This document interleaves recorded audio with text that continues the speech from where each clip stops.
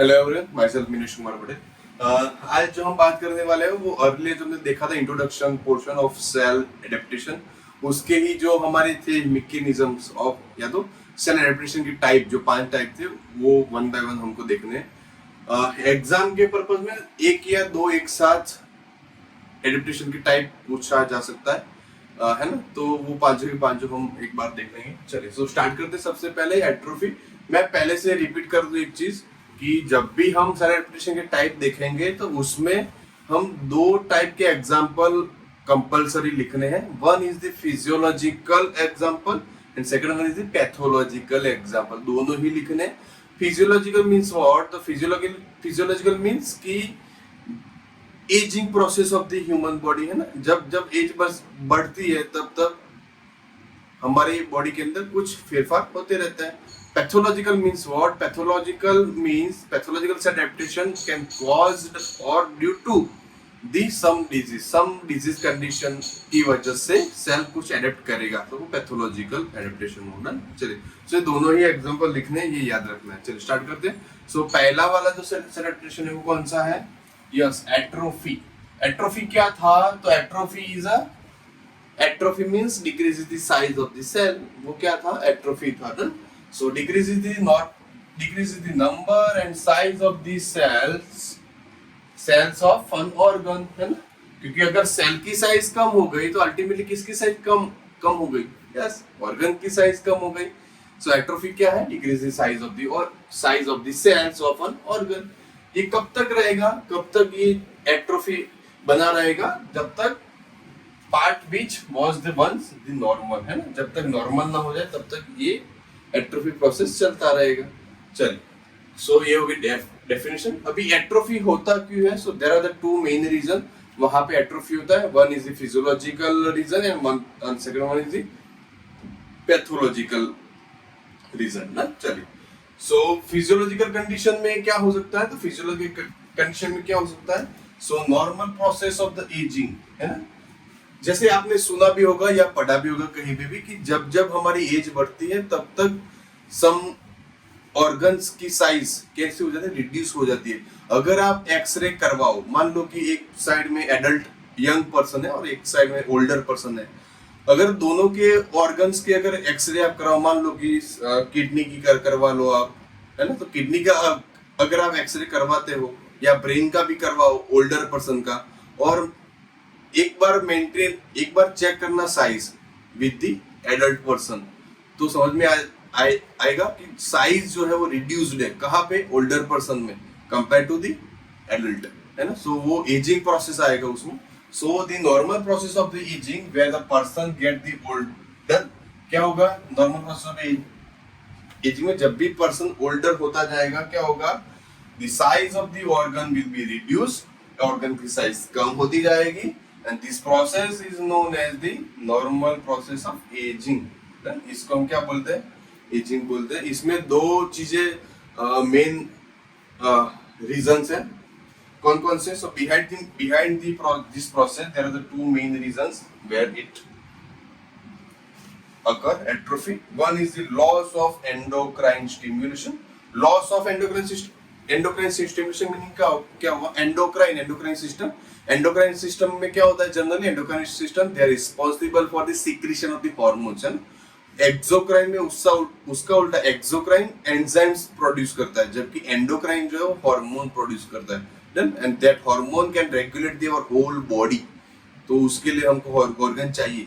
सो अगर ऐसी कंडीशन है जहां पे एंडोक्राइन का स्टिमुलेशन ही क्या हो गया? लॉस हो गया। अब ये कब होता है? तो ये होता है generally due to the ageing process.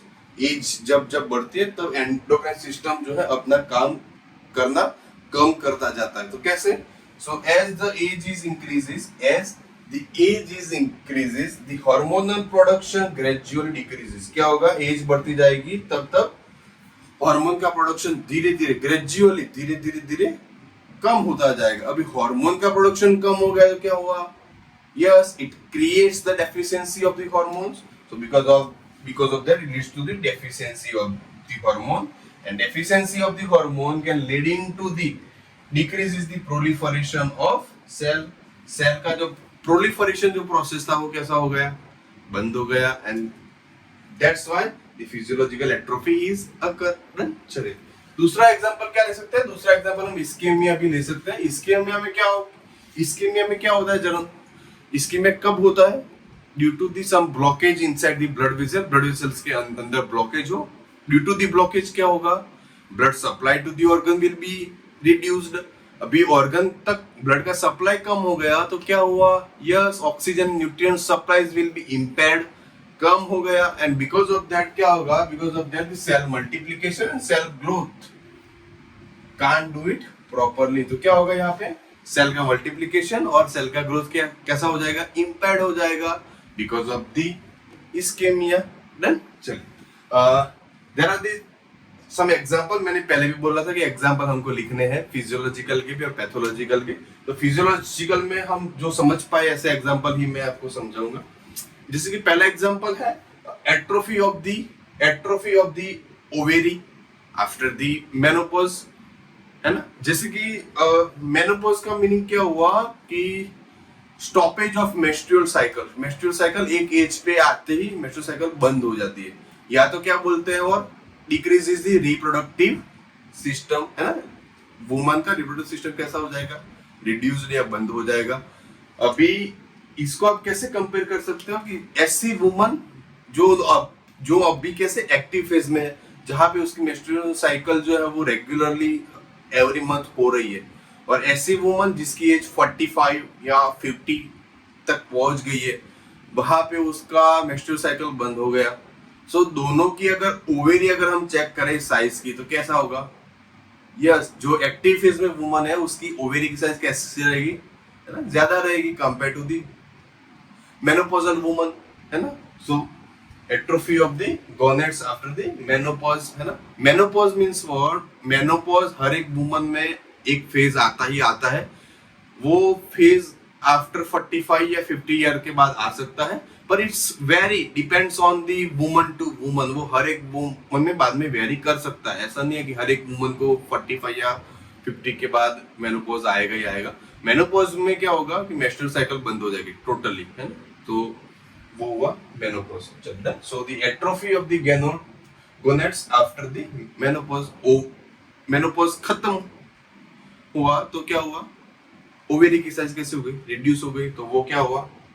Physiological atrophy. कैसे? तो ये एज के हिसाब से हुआ। यहाँ पे जैसे जैसे एज बढ़ती गई वुमन का मेंस्ट्रुअल साइकिल कैसा होता गया? बंद होता गया या तो कम होता गया। चल दूसरा, atrophy of the brain with the ageing. Atrophy of brain with ageing, है। तो इसमें भी सेम मैंने अर्लियर जैसे बात की, जैसे जैसे एज बढ़ती जाती है ब्रेन जो है वो कैसा होता जाता है? श्रिंक होता जाता है। श्रिंक, उसकी साइज कम होती जाती है ना। So the atrophy of the brain with aging. चलिए then atrophy of the lymph node, जो लिम्फेटिक सिस्टम में भी लिम्फेटिक सिस्टम की इंक्लूडिंग होता है lymph node. Then appendix. Appendix क्या है? It's a pouch tissue. वो लार्ज इंटेस्टाइन के साथ कनेक्टेड रहता है to the abdomen. Right side abdomen पे वो कनेक्टेड रहता है अपेंडिक्स। एंड देन थाइमस, है ना। सो थाइमस का एक अच्छा है कि थाइमस क्या है? Thymus they are responsible for the maturation of the T cells. जो इम्यून सेल जो है टी सेल्स या वाइट ब्लड सेल भी बोल सकते हैं उसको हम टी सेल को। सो थाइमस का कैसा है कि जैसे जैसे हमारी एज बढ़ती जाती है थाइमस की साइज कम होती जाती है, और एक एज आएगा या एक स्टेज आएगा जहां पे थाइमस पूरा कैसा हो जाएगा? डिसअपियर हो जाएगा, वो रहेगा ही नहीं। आपको लगेगा ही नहीं कि थाइमस जैसा कोई ऑर्गन था बॉडी के अंदर। तो ये प्रोसेस क्यों हुई? बिकॉज ऑफ द एजिंग, है ना। Done ageing. चलिए पैथोलॉजिकल एट्रोफी के में एग्जांपल में क्या क्या हो सकता है? पैथोलॉजिकल एट्रोफी में पहला एग्जांपल हम लेते हैं स्टारवेशन ऑफ एट्रोफी। स्टारवेशन का मीनिंग क्या होगा? Starvation means the lack of nutrients. भी लैक ऑफ न्यूट्रिएंट जो है वो कई चीजों की वजह से हो सकता है। ऐसा नहीं है कि हर एक मतलब कि हर एक रीजन में ऐसा ही हो कि कुछ कंडीशन ही हो या फिर कोई डिजीज हो उसकी वजह से स्टारवेशन हो, ऐसा नहीं हो सकता है ना। ऐसा भी हो सकता है कि person have a poor condition. Person की जो कंडीशन जो है फाइनेंशियल या फिर घर की कोई भी कंडीशन अगर पुअर है, so because of that condition उसको सफिशिएंट अमाउंट में खाना नहीं मिल पा रहा हो, and because of that cause the starvation, है ना. सो स्टारवेशन किसी एक रीजन से नहीं बोल सकते हम. सो ये थोड़ा याद रखिएगा. सो यहाँ पे क्या है, पहला रीजन, पहला है pathological atrophy. One is the starvation atrophy. Starvation atrophy means what? That decreases the fat or protein in the store of the body, है ना. हमारी बॉडी में फैट डिक्रीजेस हो जाना. जैसे एग्जांपल में हम ये ले सकते हैं कि एग्जांपल में मान लो कि कोई पर्सन ऐसा है जो ओबेसिटी वाला है, ओबेस ओवरवेट वाला पर्सन है. अभी ऐसे पर्सन में एडिपोज, कौन से एडिपोज टिश्यू ज्यादा रहते हैं. अभी एडिपोज टिश्यू में क्या रहता है, adipose tissue that contain the fat, है ना. वो फैट की वजह से वो ओबेस रहता है पर्सन. अगर मान लो कि वही फैट अगर धीरे धीरे कम हो जाए तो क्या होगा, adipose tissue can also reduced, है ना. सो वो क्या हुआ, starvation atrophy. So the lack of the nutrients decreases the supply of the nutrients to the cell or organ, and that due to this, because of that decreases the proliferation or growth of the cell. उसको क्या कहेंगे हम, starvation of atrophy. दूसरा है ischemia atrophy. ischemia atrophy भी one of the that cause the starvation. वो starvation ही करवाएगा last में, because ischemia क्या है, ischemia में क्या होता है, blood vessel जो है वो कैसी हो जाती है, ब्लॉक हो जाती है. because of that decreases the supply of the blood to the organ तक सप्लाई कम हुआ तो मतलब न्यूट्रिएंट का सप्लाई भी कम हो गया, and because of that the cell multiplication and growth will be reduced and that cause the atrophy. चलिए तीसरा एग्जांपल है डिसयूज एट्रोफी. डिसयूज एट्रोफी ये हमको याद रखना है. Basically disuse atrophy means what, the wasting of the muscles of limb immobilised cast. क्या हुआ, हमारा जो मसल लिम्ब जो है वो कैसा हो जाएगा, इन इमोबिलाइज्ड कास्ट. उसमें एग्जांपल में क्या ले सकते हैं, एग्जांपल में हम ये ले सकते हैं प्लास्टर ऑफ पेरिस. जब भी किसी पर्सन का अगर मान लो कि हाथ टूट गया हो, है ना, तो क्या करता है डॉक्टर, वहां पे प्लास्टर ऑफ पेरिस का पट्टी लगाता है. अभी प्लास्टर ऑफ पेरिस का पट्टी हो सकता है कि 1 महीना लगे या 1 महीना लगे, 2 महीना लग सकता है प्लास्टर ऑफ पेरिस का पट्टी. अभी जब भी हम अगर डॉक्टर उसको खोलता है, मान लो कि 1 महीने के बाद खोला या 2 महीने के बाद प्लास्टर ऑफ पेरिस खोला, तो जहां पे प्लास्टर ऑफ पेरिस लगा था वो हैंड को, वो हाथ को, और जो हाथ जो यूज हो रहा था रेगुलर बेस के ऊपर, दोनों ही हाथ को आप चेक करिएगा तो कंपेयर टू दी जो हाथ यूज हो रहा था उसके कंपेयर में ये हाथ कैसा रहेगा, थीन, पतला होगा थोड़ा, है ना. सो वो क्या हुआ, डिसयूज एट्रोफी. ये याद रखिए एग्जांपल में, when an organ is not used, when organ is not used, the atrophy is seen in that condition.